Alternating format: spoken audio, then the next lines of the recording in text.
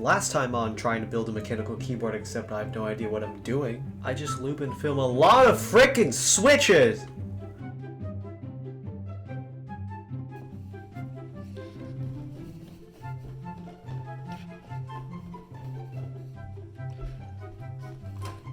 Oh my god, is it actually here? Is it actually finally here? Yes!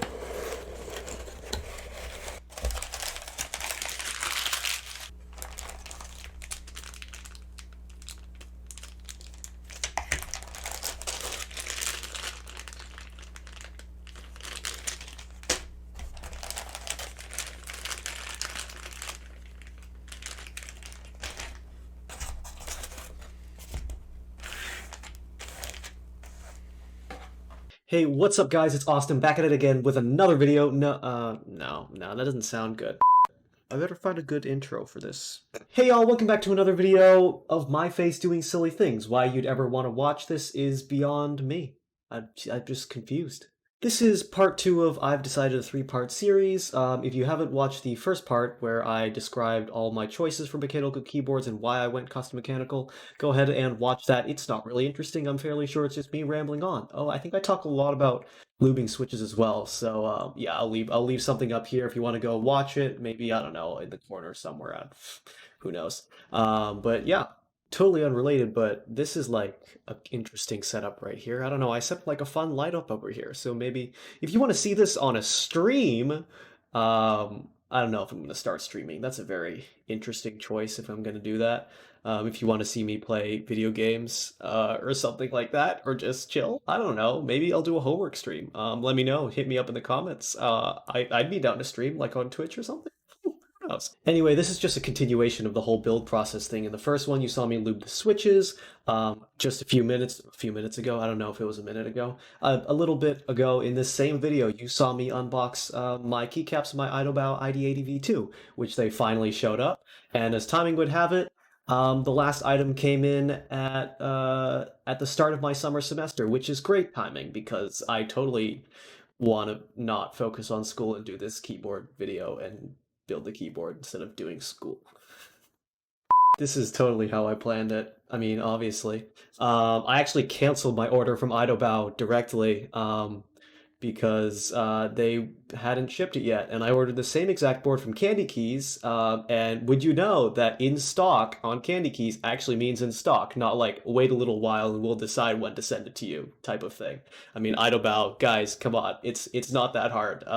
Just put in the build process or like out of stock or like something like that, because it took 3+ weeks and I got it like they're still making them, and I'm like, well, I'm on a time crunch. And yeah, this is just me ranting on anyway. But like seriously, candykeys, I bought the ID80, the case base thing that I showed on last week, and it shipped the next day, which is how it should work if things are in stock. IDOBao. Anyway, rant over. Yeah, let's get started with this build. All right, so basically to start out, I took the board and I took it apart. So I unscrewed these 6 screws on the back of the case, and then I opened it. The brass part, surprisingly heavy and very high quality. And then I took the acrylic part off and the 8 screws connecting the PCB to the case, and I carefully took it out. And then the next thing I did was use a relatively common mechanical custom keyboard software and test each switch using a very janky paper clip and basically create a connection, and every time it beeped, I knew it worked. And so I tested every switch, and every switch was good, so yeah, I just moved on. Next thing I did was I did Durock stabilizers. I forgot to mention this in my last video. I bought Durock V2s off of Amazon, and I'm going to buy everything off of Amazon if I can because they're pretty great.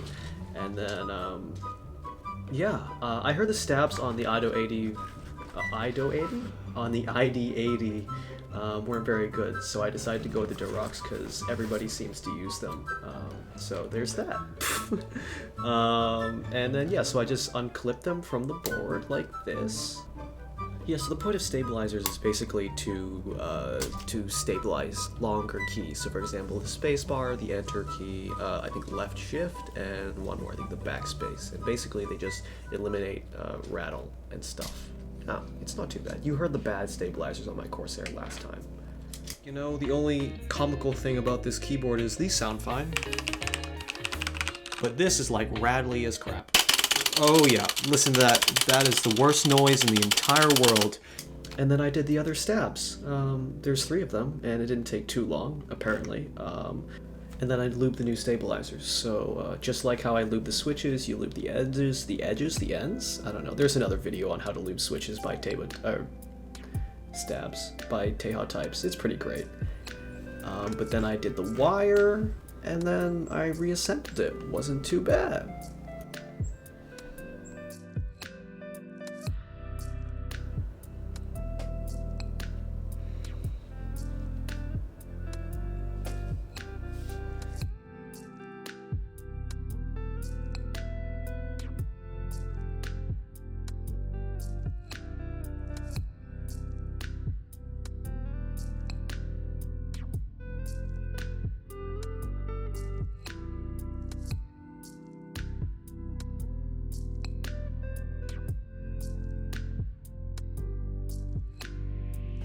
The next thing I did after that was I installed the stabilizers. I first installed the spacebar backwards because I'm an idiot. As you can see here, I put it the wrong way around, and then like 15 seconds later I flip it back because I realized that my mistake and the holes don't line up. Or like they don't snap in nicely, which is something that should happen when installing all this keyboard shenanigans.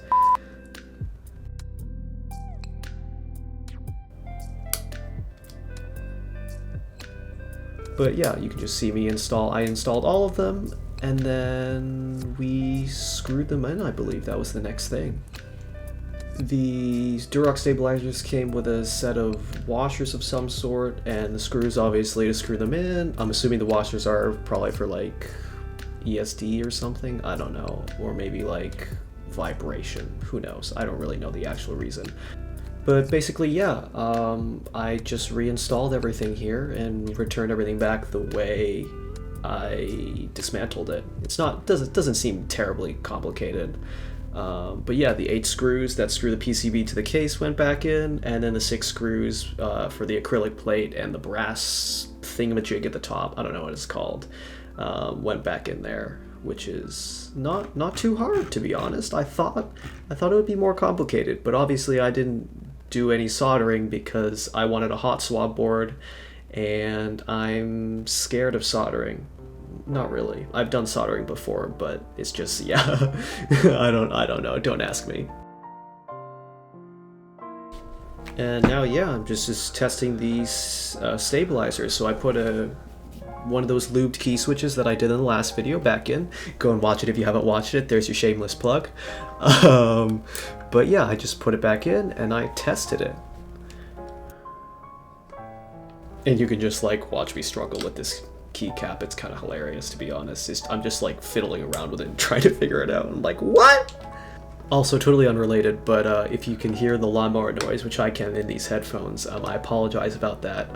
The lawn guys who are next door are out doing their thing, so background noise at its finest.